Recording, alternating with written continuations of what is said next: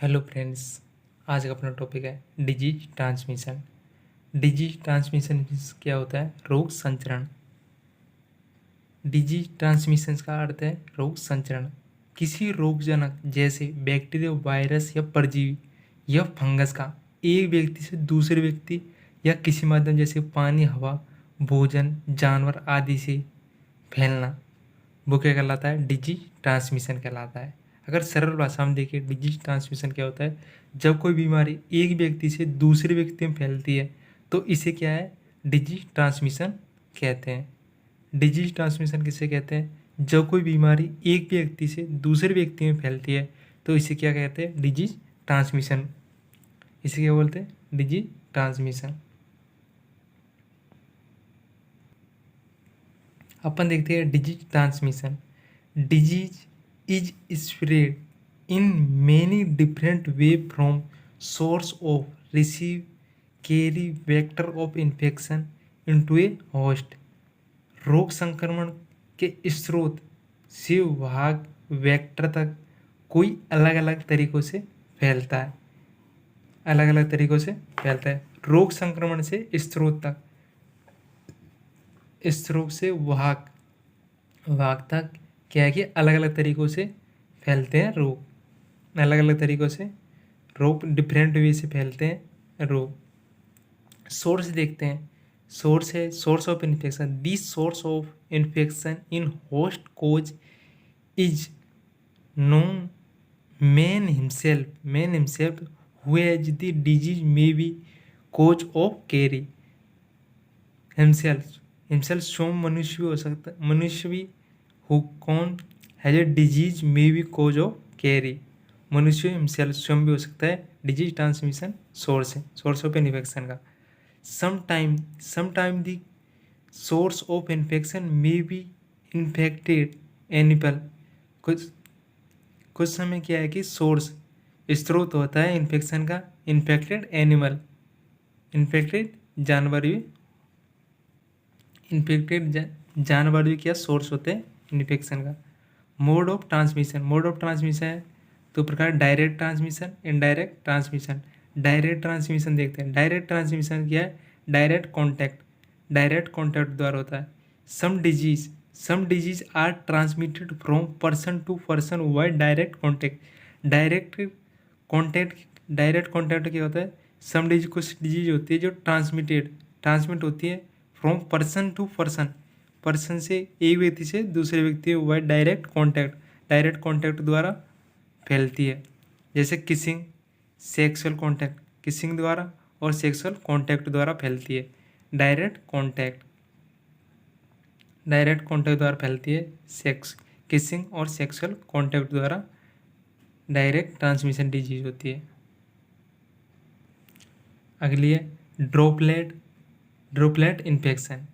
This infection of the individual fine particles of saliva and mucus that are expelled through the mouth and nose.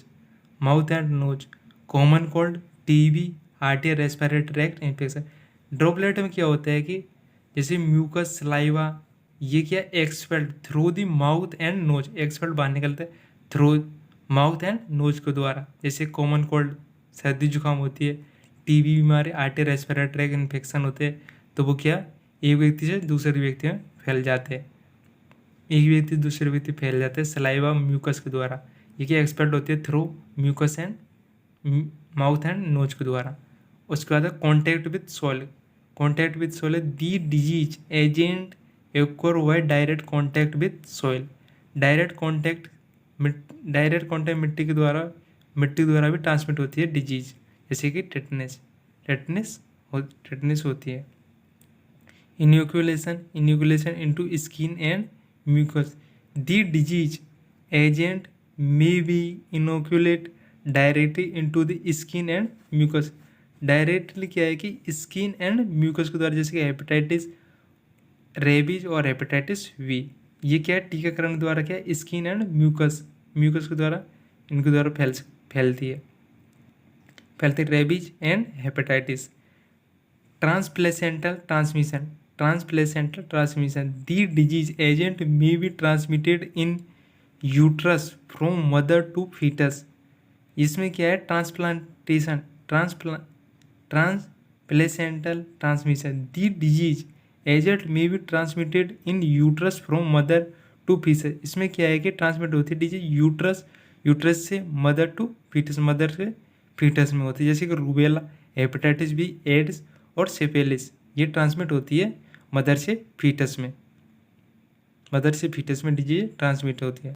इसके बाद देखते हैं अपन indirect transmission. Indirect transmission क्या आते हैं, वेक्टर वन ट्रांसमिशन, वेक्टर वन भाग ट्रांसमिशन, वेक्टर वन कारक वन transmission, disease that are transmitted by any insect mosquito that are known as vector borne transmission, vector borne transmission। इसमें क्या होता है कि the disease that transmitted by insect, कीड़ों के द्वारा, कीड़ों जैसे मॉस्किटो मच्छर के द्वारा ट्रांसमिट होती है, known as vector borne disease transmission, जैसे मलेरिया, ये मच्छर के द्वारा फैलती है, जैसे भाग होता है मच्छर होता है, जो कि मादा एनोफिलीज मतलब प्लाज्मोडियम मादा एनोफिलीज मच्छर होता है, उसके द्वारा ये मलेरिया होता है। उसके बाद है vehicle borne transmission, the chief of vehicle transmission are water, milk, food, blood, serum and plasma.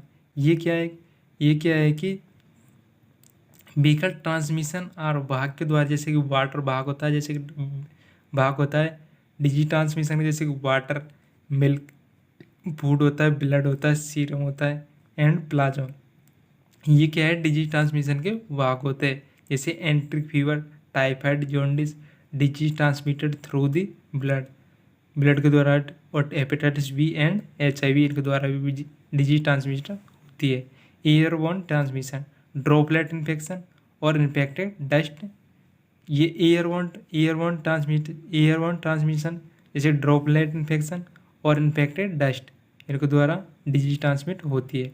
उसके बाद है वॉमिट्स बोर्न ट्रांसमिशन। ये क्या, वॉमिट्स क्या है कि वॉमिट्स का मतलब क्या है कि ऐसी निर्जीव वस्तु है जो संक्रमण को एक व्यक्ति से दूसरे व्यक्ति तक पहुंचाती है, वो क्या कहलाती है, वॉमिट्स कहलाते हैं। वॉमिट्स बोर्न ट्रांसमिशन, जैसे कि ड्रिंकिंग गिलास, पानी पीने के गिलास के द्वारा, हैंडल्स के द्वारा, तौलिए के द्वारा, टॉय खिलौनों के द्वारा, हैंडकरचिप रुमाल के द्वारा भी डिजीज ट्रांसमिट होती है।